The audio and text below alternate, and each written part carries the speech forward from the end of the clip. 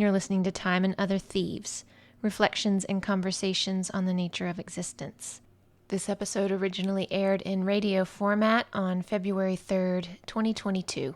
I'm Sarah B., and today on the show I'm going to explore some of the ideas put forth in the book Journal of a Solitude by May Sarton, which was first published in 1973. It brings me great pleasure to sit down and make this episode.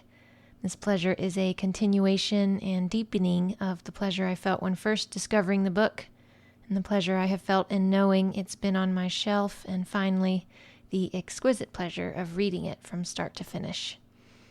I had never heard of May Sarton before I came across Journal of a Solitude while browsing the shelves at Bagatelle Books in West Asheville, which must have been about 3 years ago now. If you've been listening to Time and Other Thieves for a while, you may have heard the 9th episode, which aired in August of 2021, and which focused on diaries, the habit of keeping them and the joy of reading them and feeling transported to another time, and in the case of good diaries, feeling like you really know the writer. Any book with the word journal or diary in the title tends to jump off the shelf at me, and I'm also drawn to anything having to do with solitude. So in first thumbing through Sarton's Journal of a Solitude, the intimate diary of a year in the life of a creative woman, therein Bagatelle Books, I knew right away that it was worth owning and adding to my collection. But I didn't actually take the time to read the blessed thing until a few weeks ago, when it occurred to me that I could devote an episode of Time and Other Thieves to it. In this way, I gave myself a good reason to not only read a book I'd long fantasized about reading, but other books always seemed more important, but to also savor it by typing up my favorite passages, which came to total 6 pages single-spaced, and then reflecting on those passages in writing of my own, and then sharing those reflections with you, my dear listener. This kind of mulling over, processing, contemplating, is something that Sarton herself writes a lot about in Journal of a Solitude. She mostly writes of her need for regular time and space in which to practice such contemplation so she might, quote, understand what has really happened to her. Without being able to process her experiences, she loses her center. But before I dive any deeper into the book, I'll give you some background info on its writer. May Sarton was born Eleanor Marie Sarton in Wandelgem, Belgium, now part of the city of Ghent, on May 3, 1912. The only child of science historian George Sarton and English artist Mabel Eleanor Elwes, Sarton was 2 years old when German troops invaded Belgium following the assassination of Archduke Franz Ferdinand, and her family fled to Ipswich, England. After living there for a year, they moved to Boston, Massachusetts, so Sarton's father could teach at Harvard.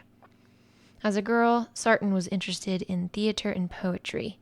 She graduated from Cambridge High and Latin School in 1929 and went on to study theater for a year in New York. At 19, she traveled to Europe and lived in Paris for a year, falling in with a literary crowd that included Virginia Woolf, whom she mentions a couple times in Journal of a Solitude. Sarton met Judy Matlack in Santa Fe, New Mexico in 1945, and the two remained romantic partners for 13 years. They parted ways when Sarton's father died, and Sarton moved to Nelson, New Hampshire, the setting for Journal of a Solitude, and for an earlier published journal called Plant Dreaming Deep. She later moved to York, Maine, where, despite being temporarily debilitated by a stroke, she ultimately remained independent. All told, Sarton wrote 53 books in her lifetime, 19 novels, 17 books of poetry, 15 nonfiction works, 2 children's books, a play, and some screenplays. Her journals and memoirs, though, are considered her best and most enduring work. Sometimes described as a lesbian writer due to the vivid, erotic female imagery that characterized her early writings, Sarton herself did not identify with that label, saying, "The vision of life in my work is not limited to one segment of humanity and has little to do with sexual proclivity." Her work consistently dealt with the deeply human issues of aging, isolation, solitude, friendship, love and relationships, self-doubt, success and failure, envy, gratitude for life's simple pleasures, love of nature, particularly flowers, the changing seasons, spirituality, the constant struggles of a creative life, and yes, lesbianism. While the latter theme isn't prominent in Journal of a Solitude, aside from her repeated non-sexual mentions of someone she calls X, all of the others I just mentioned are accounted for.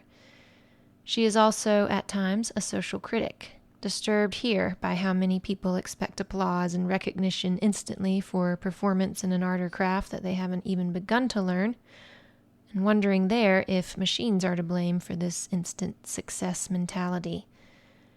In a world where more and more people are trapped in lives where fewer and fewer, quote, inward decisions can be made and fewer real choices exist, Sarton sees herself middle-aged, single, alone, quote, responsible only to her own soul, and adept at describing her pilgrimage inward, as a source of comfort for those people. Sarton died of breast cancer on July 16, 1995, at the age of 83 in York, Maine. And she is buried in Nelson Cemetery in Nelson, New Hampshire.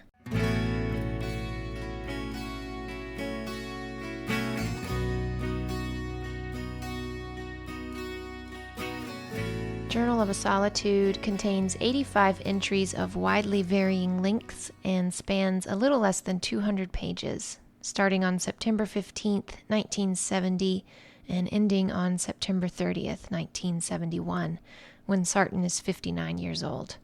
I love that she is 58 and 59 when writing these entries. These unassuming years in a person's life, especially a woman's, seem to get overlooked in literature.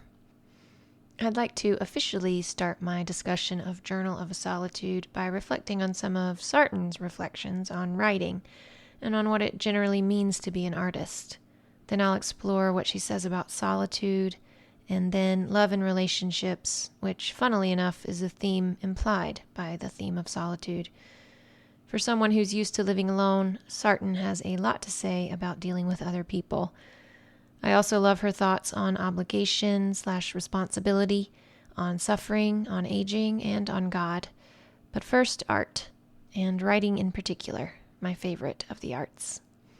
In the first entry, Sarton asserts that her reason for ever writing anything, poems, novels, and journals alike, has been to, quote, find out what I think, to know where I stand. I came across this same idea years ago in graduate school when I was studying creative writing. I write to discover what I think. The notion runs counter, I'd assume, to how most people conceive of writing, in that most people probably think it's something a person does when they know a lot about a certain topic. One writes to communicate what they know, not to discover it. And of course that is often the case, but not when it comes to writing as an art and a way of life. Joan Didion expressed a similar idea by once saying, and I read this in a recent New Yorker piece by Nathan Heller, in retrospect, we know how to write when we begin. What we learn from doing it is what writing was for. Sarton further narrows her own conceit to say that she writes novels to find out what she thinks and poems to find out what she feels. She says a poem is mostly a conversation with the self, while a novel is a conversation with others. There are more than a few instances in Journal of a Solitude of Sarton quoting, often at considerable length, whatever she happens to have been especially struck by in something she recently read. She quotes British diplomat and author Humphrey Trevelyan's thoughts on the poet Goethe, and what Trevelyan believed any person must possess if they're going to remain an artist for life. He calls it divine discontent, which results from being abnormally aware of and burdened by life's mysteries. Without this state of inner tension, artistic energy dies. And in many cases, the tension is so great that the artist himself dies, destroyed too young by the power of his own, quote, disequilibrium. I'm sure some people would take issue with this contention about artists and the so-called artistic temperament. In her 2015 book about creativity called Big Magic, Elizabeth Gilbert, of Eat, Pray, Love fame, disagrees that a person must be tortured in some way in order to create good art. I myself am not sure, and given what I know about Sarton's temperament, she was prone to throw tantrums, that's her word, and has been described by at least one close relationship as exceedingly difficult to get along with. I'm not surprised that she felt compelled to copy down Trevelyan's thoughts on Goethe. Another person Sarton quotes in her journal is the developmental psychologist Erik Erikson, who, in his book Young Man Luther, suggests that art is one way for a person to, quote, lift his individual patienthood to the level of a universal one, and to try to solve for all what he could not solve for himself alone. Sarton agrees with Erikson's scholar Robert Coles that giving one's particular fears and desires a, quote, chance to be of universal significance isn't something everyone is even capable of doing, let alone willing. But in order to be a real artist, that very willingness must exist, along with, according to Sarton, a curious combination of humility, excruciating honesty, and a sense of destiny or of identity. She says that this last element, the conviction that one's private dilemmas will, if properly examined and conveyed with skill, be of value to other humans, is the trickiest. One must believe, in other words, that their suffering matters and that their talent is commensurate to the task of conveying it. It's a pretty tall order.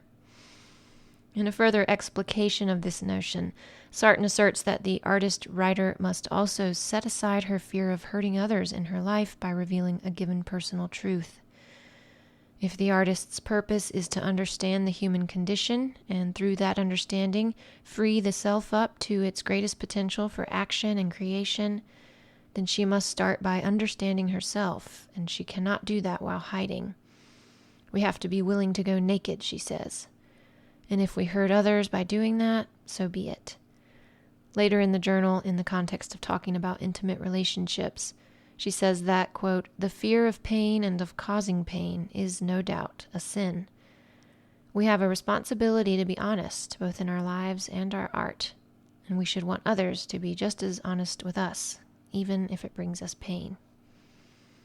Sarton also contends, in a seemingly contradictory turn, that we must make myths of our lives. But by myth, she does not mean falsehood.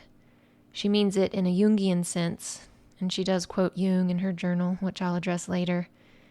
She means that our myth-making is essentially meaning-making, enabling us to turn every hardship into an opportunity for, quote, insight into what it is to be alive, to be a human being. She says that the discipline of work, and specifically creative work, provides support for our myth-making. She compares said work to an exercise bar that, quote, keeps one from falling on one's face. And yet, sometimes, the myths we create must later be debunked. It is this very debunking that provided Sarton with one reason for writing and publishing Journal of a Solitude.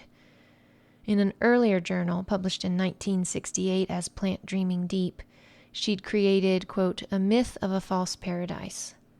I haven't read that book, but I assume it idealizes her solitary existence in her charming 18th century New England farmhouse, resplendent with cut flowers and cozy with a fire crackling in winter. With this current journal, she aims to destroy that myth and address the hell of her solitary life alongside the heaven of it. She battles, for instance, the shame that follows an emotional outburst toward a friend or romantic partner, quoting the Roman poet Horace and saying, anger is a short madness. She also battles a raccoon who's after the cat food in her mudroom, and the heartache of not being able to take in the feral cat that she feeds every day but is too scared to come inside. She has a pet parrot, for shame, a bird should never be in a cage, named Punch, who eventually develops a tumor over his eye and whom Sarton must take to the vet multiple times so that the tumor can be cut away. But Punch is ultimately no match for this foe, and he dies. Sarton writes, it is not absurd to feel such grief. I am undone. He had given me much joy. In short, Sarton debunks her formerly created myth of a false paradise by laying her suffering out for all to see, or at least for anyone who cares enough to read it.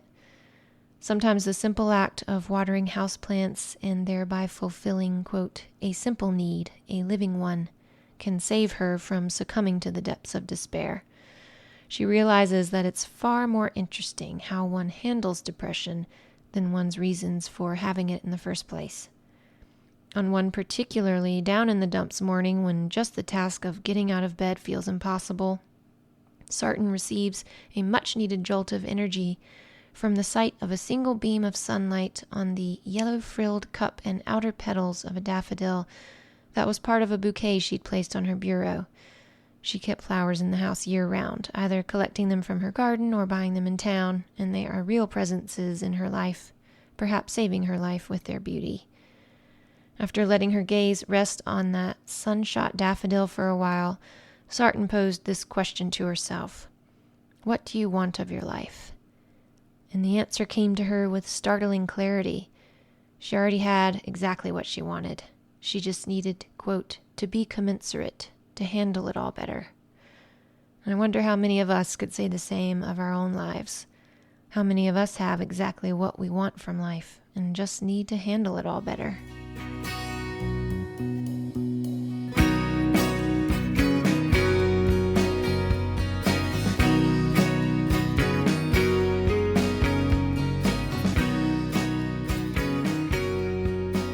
I've already addressed the journal portion of Journal of a Solitude's title by reflecting on what Sarton had to say about writing and the artistic life in general. Now I'll address the solitude portion of the title. In an entry written on January 8th, 1971, Sarton describes her house as having, quote, an atmosphere of festival, of release, and she is happy to be alone, time to think, time to be. This kind of open-ended time is the only luxury that really counts, and I feel stupendously rich to have it. And what is solitude, it occurs to me when reading Sarton's words, if not open-ended time to think and be? Of the many ways in which other people affect our lives, who could argue that they tend to encroach on this kind of time? They require our attention, and they need us to act in certain ways that help them feel comfortable, and they typically want to talk and to be responded to in kind. They want to do things with us. They don't want to just think and be. After all, they could do that by themselves. So I like the idea of defining solitude as not merely the state or situation of being alone, but also as open-ended time to think and be, which we typically do not have if our lives are heavily peopled. However, ironically enough, Sarton also sees solitude as a way toward communion with other people. She quotes French philosopher Louis Lavelle, who basically said that human beings cannot truly connect with one another until they've actually become beings, and the way to do that is through solitude. In order to give of oneself as true communion requires, quote, one must have taken possession of oneself in that painful solitude outside of which nothing belongs to us and we have nothing to give. This kind of solitude, Lavelle says, quote, obliges me to realize myself by multiplying my relations with myself. And only on that foundation can we multiply our relations with all human beings in a way that is meaningful and nourishing. And what I see now is a continuation of this idea. Sarton says that solitude connects us to what she calls the universal state of man, which is essentially a state of aloneness, of separateness. In his beautiful book about grief and praise, called The Smell of Rain on Dust, Martin Prechtel theorizes that the first cry of every newly born infant is a cry of grief, because he has lost the sound of his mother's heartbeat, which had been his companion for what, to him, felt like an entire lifetime in the womb. 9 months to an in utero human is basically, Prechtel says, the equivalent of 90 years, which really makes a lot of sense if you think about how slowly time moves for young children. But the relevant point here is that as soon as we are born, or as Ram Dass would say, as soon as we take birth, we become separate from and alone. And so, of course, we cry and cry and cry. And Sarton asserts that when it comes to the important things, we remain alone. And so to actually live alone and be, quote, physically and in every way absolutely alone much of the time, one contacts one's humanity, a defining factor of which is existential aloneness. In reckoning with this profound solitude and learning how to navigate it, one embarks on what Sarton calls the great psychic journey of every man. And then almost in the same breath, she says that she learns by being in relation to others.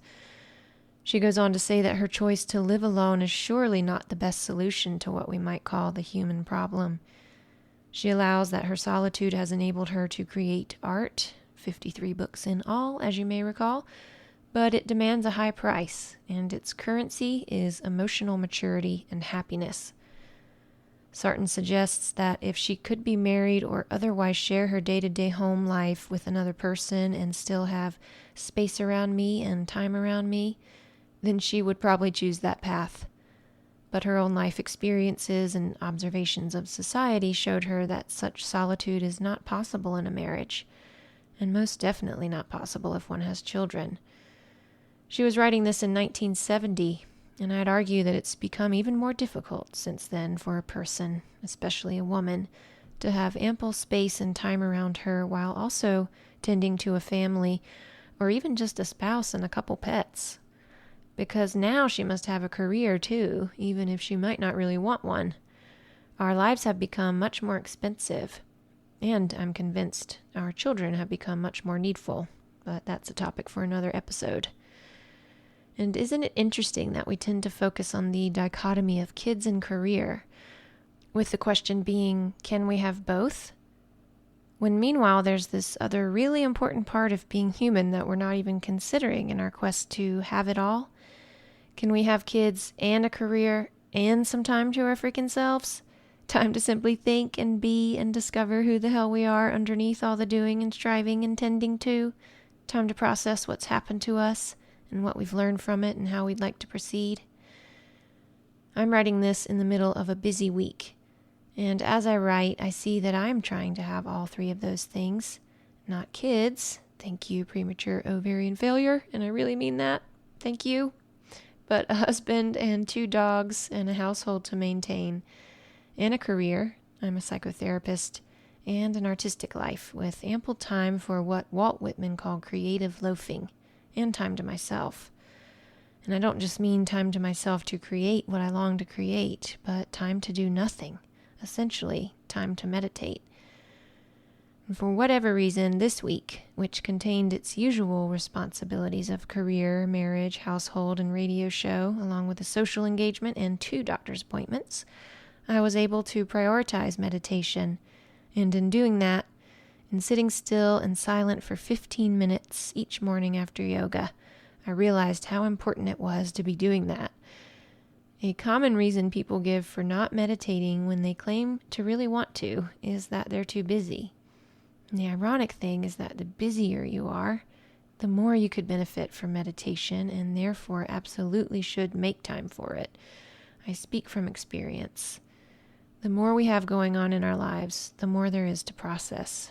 But the less of this processing we do. I hardly ever sit still, Sarton writes, without being haunted by the undone and the unsent. Same. When meditating, I am constantly amazed by what a ceaseless, tireless planning machine the brain is.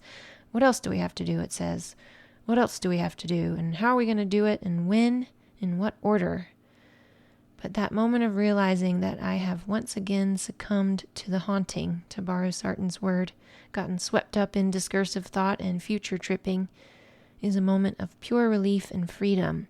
It never lasts long, but I'm thoroughly convinced that these moments of detachment from thought will have a positive cumulative effect, and it's good for my brain to experience them.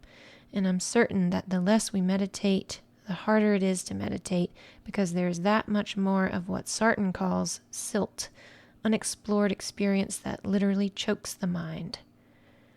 I've been amazed in my meditation practice this week by how much material is vying for my attention in my own mind. Just try to stay focused on your breath for a few minutes and maybe you'll see what I mean. And then on top of this silt, we've got an insane amount of material in the external world that's also constantly vying for our attention, especially if we're on the damn internet, which I'm sure Sarton would have been appalled by. It's a wonder we're able to function at all.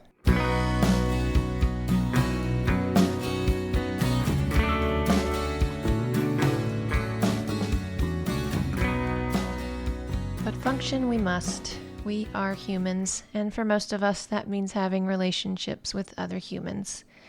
Even May Sarton knew that she needed to be challenged in the way that only interpersonal relationships can challenge. She knew that intimate relationships were what kept her alive, and that without them she would merely exist, quote, bearing, enduring, waiting. Like wind that forces a leggy plant to be stronger, relationships asked Sarton to be something, do something, respond. To grow, basically. She said that love in any form creates the, quote, most demanding atmosphere for growth, and without growth, there's no point in living. By the same token, if a relationship was not demanding in this way and did not require that a person's deepest self step up to the plate again and again, Sarton wanted nothing to do with it. She hated small talk with a passion because it was a supreme waste of time, and she said, time wasted is poison. Which is not to say that she didn't try to draw the real person out, to reveal the complex human beneath the surfacey gloss of pleasantries, but if her efforts failed, she would become upset and cross. That Sarton equates wasted time with poison might imply that she was uptight about being productive, and on some level she was.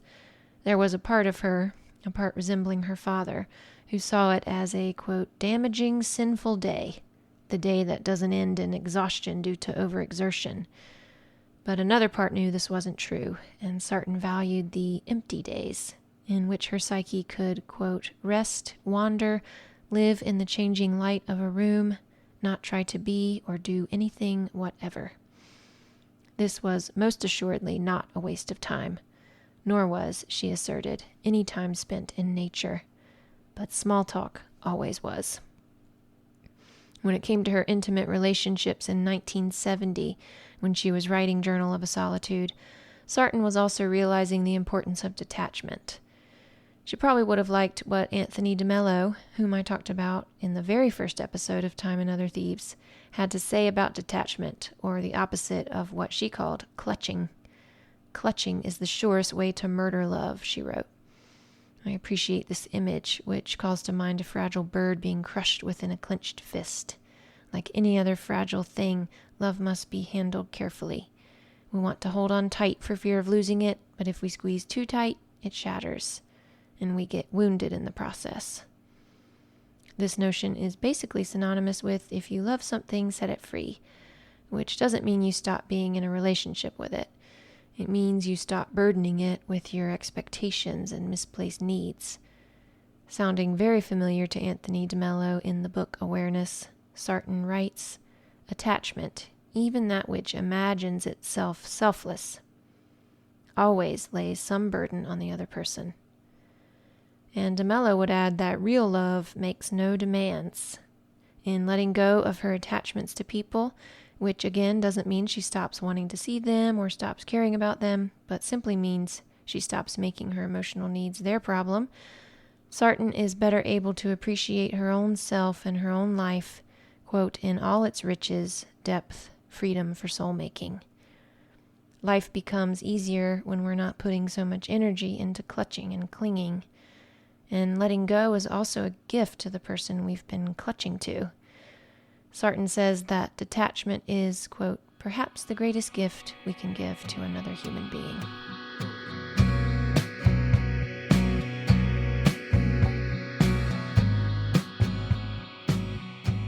Another major recurring theme in Journal of a Solitude is one I've already touched on in addressing its other themes.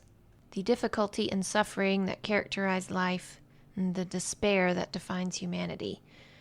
Sarton points out that other animals don't seem to despair like we do, as they are too busy with the tasks of survival. She therefore concludes that maybe we should do the same. The trees don't despair about losing their leaves every fall. Perhaps we could learn to lose in the same way, trusting in the implicit knowledge that such loss is necessary in order to regain a new set of metaphorical leaves. Each such process just another example of how nothing can stay the same for very long. Sarton believed that most people are walking around in a constant state of hiding. We conceal our pain, anger, and despair because we believe they are unique to us, and that by sharing them we make ourselves vulnerable to being judged as odd or weak or whatever. And while I do believe that we can never know exactly what another person's suffering feels like, I also agree with Sarton that, in the grand scheme of things, our suffering ultimately isn't unique. As my recent guest, Kat Ash, said in quoting the Mavis Staples song, "You're Not Alone," every tear on every face tastes the same. Pain is pain.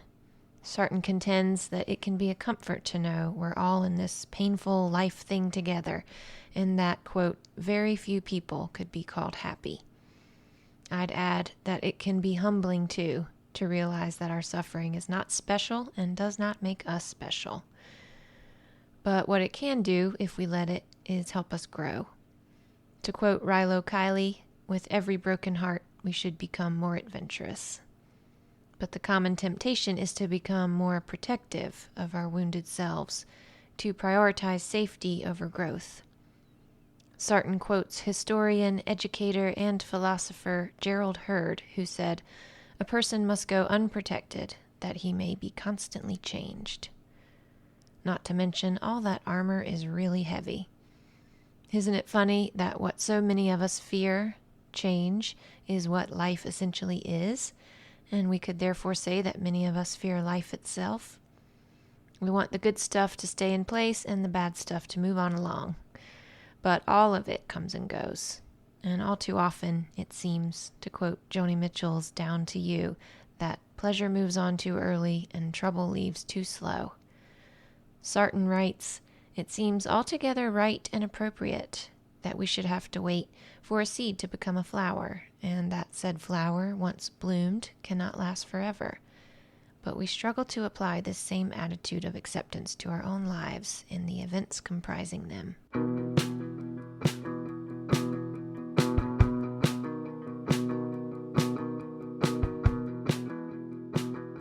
In another entry from Journal of a Solitude that I see as falling within the theme of hardship and suffering, or what you might call the more problematic elements of human existence, Sarton quotes Carl Jung. The words rang so familiar when I read them that I'm sure I read them before, years ago, and quoted them myself in some graduate school essay or other. Jung said, "The serious problems in life are never fully solved. If they ever should appear to be so, it is a sure sign that something has been lost." I'll let you absorb that for a second. First of all, there's the notion of the serious problems in life, which Sarton applies to herself by assigning the problems of solitary life to this category, loneliness being a big one. So if we insert loneliness into the equation, we could recast Jung's words thusly: loneliness is a problem that's never fully solved. If ever it should appear to be solved, you can bet something's been lost. So if Sarton decided to solve her loneliness problem by living with someone else, assuming she had that option, she would actually still be lonely in an existential sense, because we are all alone in this sense, and she would have lost the many invaluable insights that come from regular solitude and the works of art that followed. Another serious problem in life that comes to mind for me is loss. Relationships end, loved ones die, and eventually we too must cease to be. And Lord knows we have tried to postpone this inevitable demise that each of us must face. And thanks to advances in hygiene, medicine, and other technologies, we have succeeded. But postponing is not the same as solving, and our mortality is not a problem that can or should be solved. If we did find a solution, life would lose its meaning. And what would be the point of living forever if it didn't mean anything? I suspect that something has already been lost by our lengthening the average lifespan as much as we have.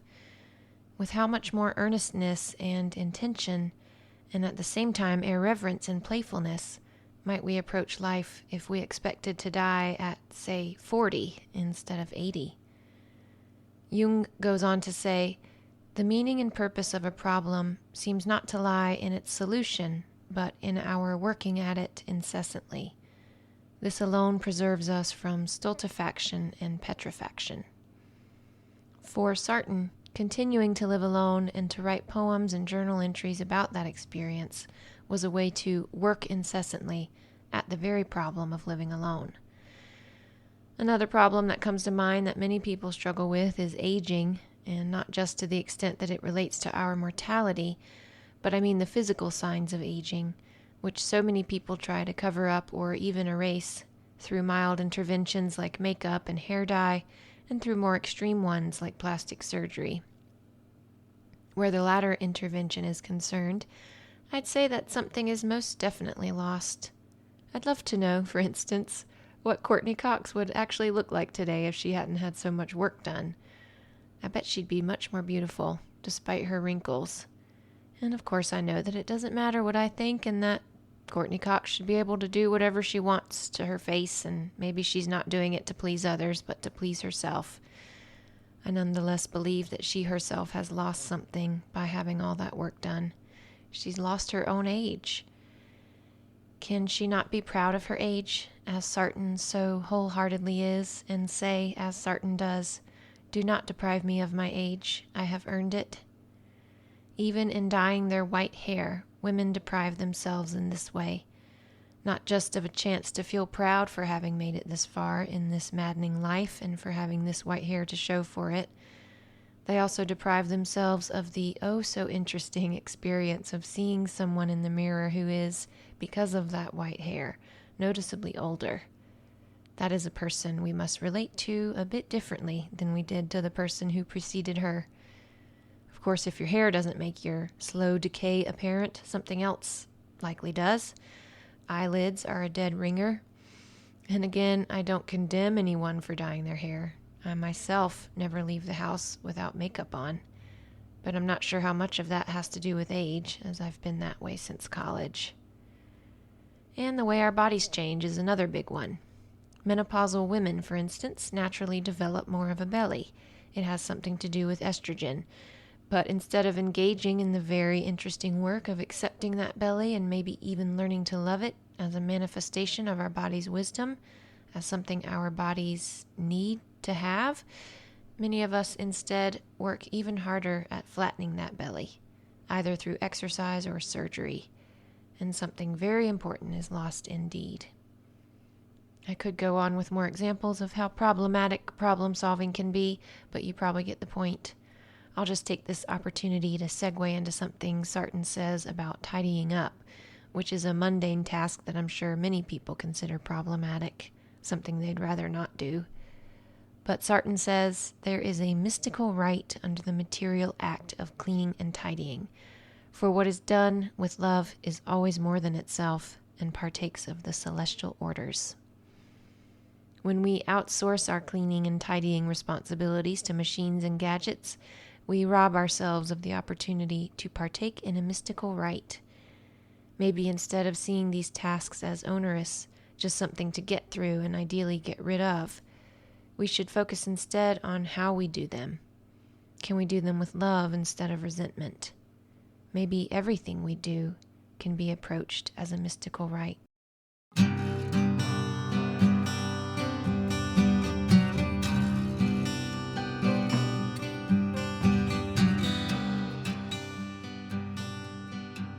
There's one last theme I want to address from the book before signing off, and that is God.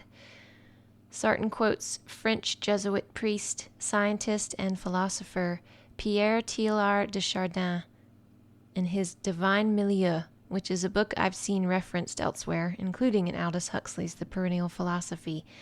And upon seeing Sarton refer to it, I decided to finally order myself a copy, so don't be surprised if that ends up being the focus of a future episode, because every quote of his I've come across has been lovely. What is it about those Jesuit priests? Anthony de Mello, Bernard Bassett, and now Pierre Teilhard de Chardin. I just love 'em. Take these words from the latter, quoted by Sarton. The human soul is inseparable in its birth and in its growth from the universe into which it is born. So if our soul is our essence and our essence is inseparable from the universe, then we essentially are the universe. And what I ultimately take from that notion is, if I am the universe, nothing can hurt me. Teilhard de Chardin goes on to say, in each soul, God loves and partly saves the whole world which that soul sums up in an incommunicable and particular way. I love the idea, and obviously Sarton did too, of every person being God's way of loving the whole world. His way of expressing that love, which transcends words, is incommunicable in every way, but as a given person or soul. And simultaneously, each of us also contains or sums up the whole world. Or maybe you could say we are distillations of it.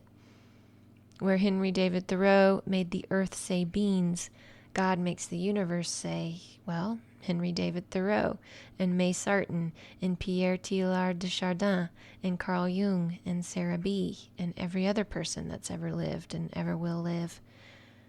But nothing is ultimately said, according to Teilhard de Chardin, if we do not ourselves create something, and through our own activity assemble something coherent from the, quote, widely scattered elements we contain. We must create our own soul in this way, and in doing that, we help create the whole world. So I guess it's a virtuous cycle. In reflecting on Teilhard de Chardin's words, Sarton concludes that it is only when we can believe that we are creating the soul that life has any meaning, and we can see that every experience of suffering, quote, holds the seed of creation in it. And despite her appreciation for Jesuit priests and her belief that the only real prayer is, give me to be in your presence, Sarton did not identify as Christian. To do so, she writes in Journal of a Solitude, would require giving up all material things and literally going among the most destitute, the sick, the old, or the deprived children. She's really got a point there.